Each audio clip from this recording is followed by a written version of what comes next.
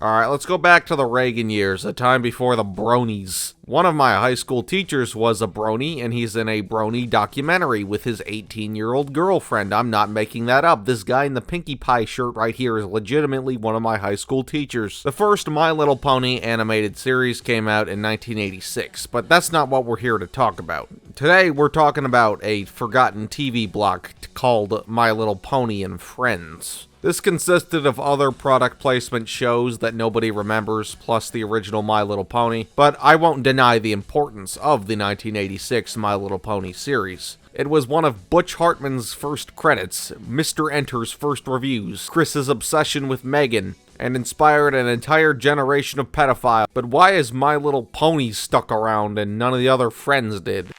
Say, look at this. I've been cleaning out my nest, and I found an old book of my poetry. My Little Pony Generation 5 is cancelled. G4, Friendship is Magic, needs...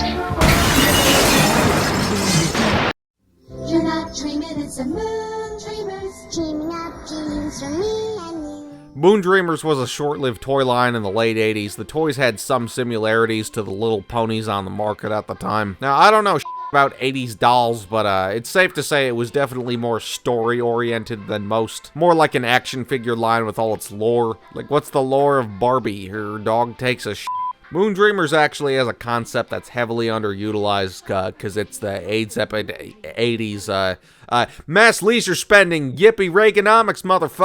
We ain't gotta try with our children's entertainment. Don't worry, I'm not Lindsay Ellis. I won't start talking about communism. In fact, in the credits of the show, you can see reused animation from My Little Pony. MoonDreamers consisted of 16 11-minute episodes, some of which are two-parters, and has 3 VHS releases I could find. There is also a 2-disc DVD that I cannot confirm is official or not. Obscure Media is actually great for bootlegging. Episodes also appeared on a DVD compilation titled Girls World, which had at least 2 volumes. These DVDs also include episodes from OG MLP Tales, released in '92, OG Gem, and the Charmkins, as well as a compilation VHS titled My Little Pony with Other Friends, basically being a compilation of the programming block, containing Glow Friends and Potato Head Kids, which we'll talk about later. The basic lore is that the world is divided into 3 realms outside of Earth: the Starry Up, the Monstrous Middle, and the Down. Basically heaven, limbo, and hell. And Earth is visited frequently as well. The MoonDreamers up in the Starry Up help create good dreams, the Down creates nightmares. You get the gist of it. A basic good versus evil story, but could allow for some very imaginative concepts. But unfortunately, it does not subvert cliches for the better. The biggest issue being, for a show about dreams, it's pretty unimaginative. Another obvious problem with the show is that the character designs are atrocious since they're toy adaptations. The thing is, they made them too accurate to the toys somehow. The toys having, like, actual brushable hair similar to the little ponies on the market at the time, even apparently reusing some of the comb accessory molds. But disproportionate hair makes sense for a doll with a brushable function, but for a cartoon that you can't touch, it's a distracting accuracy.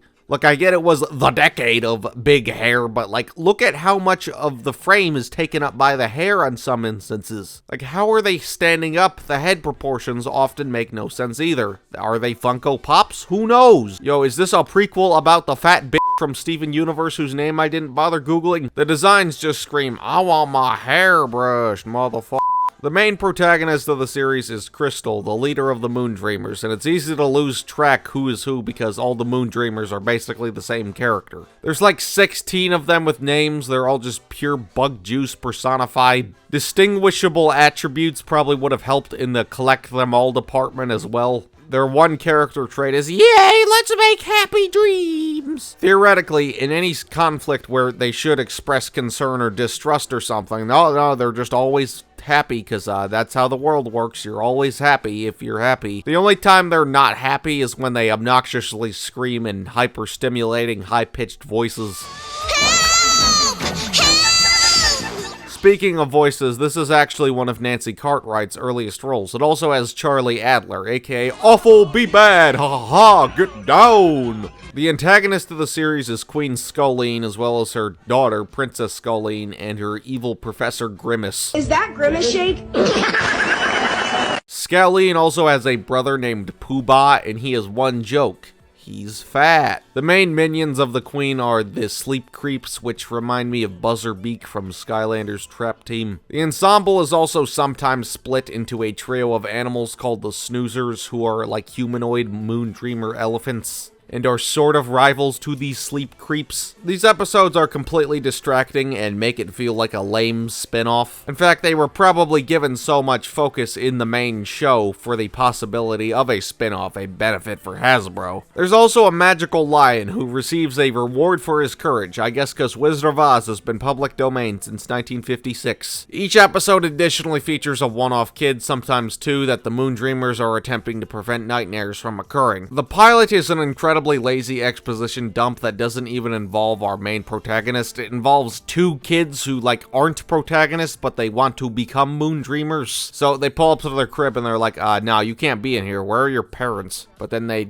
let them in anyway, because life is so easy. These random kid characters aren't even relevant to the lore. I mean, like, they don't disappear completely afterward, but why make a pilot without the protagonists of your series? It's also a musical show, most of the songs consisting of incredibly uncreative explanations and some of the worst numbers I've heard in a show. From the outside galaxy. Next we have to mix up the stuff that dreams are made of. Dream gazer stirs them. I got on an airplane, I unpacked my knives and mace, I hijacked the pilot seat, I headed to New York, Bush gave my wife a fat check. The show doesn't know if it wants to be an action show or not. Now, obviously, it's for a young girl demographic, and girl power shows were definitely more prominent in the 2000s with stuff like Totally Spies, Kim Possible, and the Powerpuff Girls. I mean, like, She-Ra was easily the most notable, and Sailor Moon came out a little after that. I mean, like, she, a 14-year-old, still made it on Nostalgia Critic's top 11 animated nostalgia hotties list, close enough to the 80s, right? But, like, characters will, like, fall or be put in intense situations, and the target demographic is supposed to be feeling tense, but there's barely any threats. Now, obviously, action cartoons at the time had clunky, minimally animated fights, but at least there was stuff you could actually call an action sequence. Like, this show doesn't know if it wants to be a cutesy bug juice or a girl power show. Like, just do one or the other. Like, not this wishy-washy, yeah, we'll kind of be an action show for girls, but not really, because girls don't like action. It's a girl powerless show, so it's unsurprising it went nowhere. Our song, musical glowworm. I sing you lullabies, I make your days bright. Glowworm was a toy released in 1982 by Playskool, which was acquired by Hasbro in 1984. In 1986, Playskool, now being owned by Hasbro, allowed the brand to expand, with its new iteration, the Glow Friends. Similar to Moondreamers, easily fadable glow-in-the-dark paint. They also appeared as accessory in Baby Pony MLP toys, and were included in Wendy's Kids Meals in 1988. Something tells me they had a lot of extra inventory. Glowworms are still being made today, but I don't think any kid is rushing to Target to get them. The first episode was actually a Christmas special, titled The Glow Friends Save Christmas in 1985. Seemingly as a result of the special, a full TV season was greenlit. The first episode actually being a 10-part, 11-minute episode, which also has a TV movie edit, with one other VHS release of standard episodes, but the rest have resurfaced nonetheless. Much like Moondreamers, it's a show designed to sell toys, which means higher budget in the character department, which means further toy advertisements, meaning way too many characters, to the point where the series lacks an actual protagonist, and it hurts the quality. Now, I don't give a shit about the Smurfs, but at least I can say that the Smurfs have main characters amongst an entire developed society, Brainy, Smurfette, and Grandpa. My favorite Smurf is Black Smurf from the 1963 comic issue. In fact, the entire show is basically a Smurfs ripoff. Now, the original comics came out in 1958, but relevant to TV, the original hit animated series came out in 1981. There are a bunch of small characters within a species of flanderized attributes and live in fear of a witchcraft user. The Christmas special villain is the Wicked Witch of the North Pole, Hardy Har Har, public domain creative bankruptcy. The witch's moose is voiced by Lorenzo Music. He said I had a navigational improficiency. And her pet weasel is voiced by Charlie Adler, aka Awful Be Bad, ha ha ha, get down. The witch is like, I'm going to JFK your ass, my pretty. Guys, I wonder if the paint huffer would jack off to her. Then they save Santa, the end. The actual series further expanding on the ensemble to include other animals, both as heroes and villain species. The witch does not return in the series, so that's some originality. The actual series having the antagonist of the Mulligans, a fictional species with the motive to acquire all the land. They look like grizzly bears with elf noses. So, the actual show is a little less of a Smurfs ripoff, but its plagiarism is its greatest flaw. Clubhouse meeting! Hey, let's fix the clubhouse today! Potatoes! Go, go, potatoes, everyone!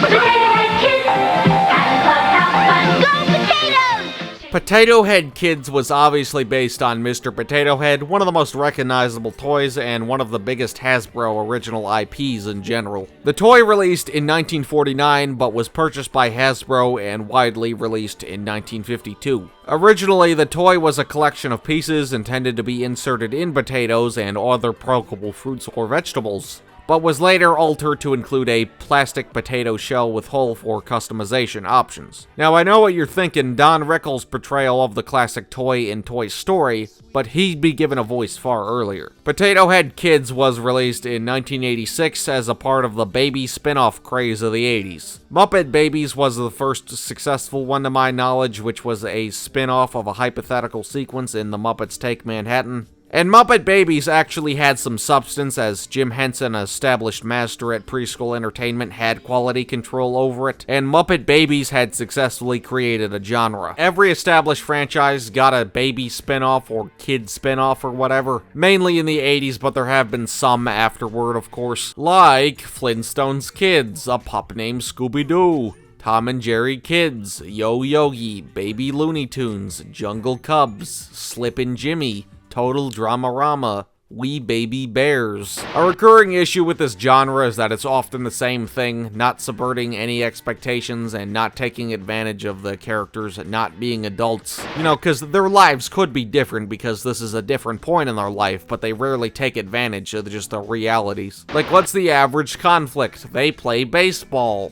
But why couldn't they do that as adults? Potato Head Kids just mainly being based on the IP itself and not another Mr. Potato Head show, banking on a trend with a safer bet with a recognizable toy. I guess they didn't want to call them Tater Tots because that would imply death. The series got 3 VHS releases, but once again everything has resurfaced, the series only having one 23-episode season. The Potato Head Kids consist of Big Chip, the leader and main protagonist, Puff, the one who wears a bonnet, Spud, who talks like a cowboy because appropriate hat, Lumpy, who has a beanie, Lolly, a girl, Slick, a boy, and Spike, the edgelord incel. Yeah, half of these characters' personalities are based on whatever hat they're wearing. Once again, too many characters. And if you're confused, these characters are the children of Mr. and Mrs. Potato Head who do appear as parental figures in the series. Here, giant potatoes coexist with mankind. The potatoes only eat cake and other baked goods type junk food. I guess they can't eat vegetables. The main antagonist of the series being Grease and his gang of greasers, often being rivals to the Potato Head Kids with their energetic childhood cartoon conflicts. It's an 80s baby spin-off and like that's it. But this wasn't the only Mr. Potato Head show. Now let's go after Toy Story. Toy Story having Don Rickles, Mr. Potato Head, definitely bringing some new light into the iconic toy. Lots of Toy Story Mr. Potato Head merch has been made over the years, more physically resembling the Pixar stylization of the original toy. But in 1998, after Toy Story, the Mr. Potato Head show premiered on Fox Kids, seemingly a result of Toy Story's success in '95. But the Mr. Potato Head show is a puppet show that's sort of like the Muppet Show, Mr. Potato Head and his kitchen crew performing various television pilots, Mr. Potato Head complying to whatever shenanigans the TV executives suggest. Some of the character archetypes are similar to the Muppets too. The team consisting of Baloney, Mr. Potato Head's best friend, Queenie Sweet Potato, the kitchen diva, Potato Bug, the weirdo co-worker, Canny, a dog made of dog food, serving as the family pet, Dr. Fruitcake and his ham monster, the residential scientist and his monster, Mr. Happy With, he'll spray cream if he's startled. And I gotta say, the show isn't criminally underappreciated or anything, but if you just want to turn your brain off with some pure 90s PG edgy comedy, then it's a good option. The puppets' craftsmanship is great, they often interact with humans, which is commendable, and it uses a lot of green screen, but it's used sparingly for a bad on purpose vibe. The show didn't have any tie-in merchandise I can find, unlike Potato Head Kids, probably because it had an older audience demographic given it was the 90s edge, and honestly, it probably would have performed better on MTV instead of Fox Kids, something I bet Hasbro would not be okay with, given that MTV was known for its teenage demographic, a unique concept at the time. I mean, like, it started airing the same time as MTV's The Syphil and Ollie Show, the peak of post puppetry. It would fit right in. It's not surprising it only aired for one season on Fox Kids. The creators were clearly upset with the cancellation, but they managed to get a direct-to-video movie off the ground depicting the show's cancellation. Please inform Mr. Potato Head that his show is canceled.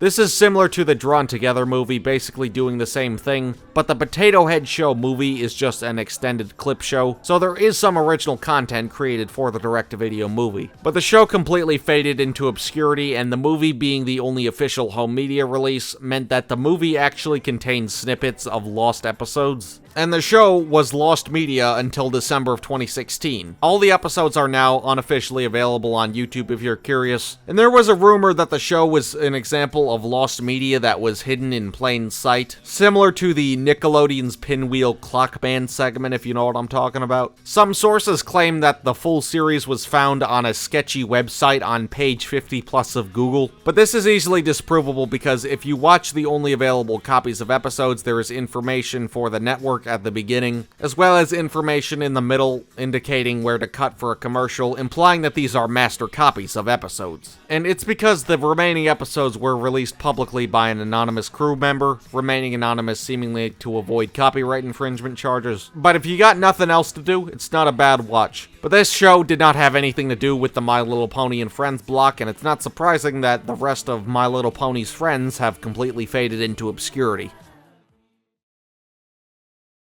To go on to season 14. Now, this is the last straw, because for the good and safety of this timeline, you need to get that pulled off of shelves in Amazon stores or wherever else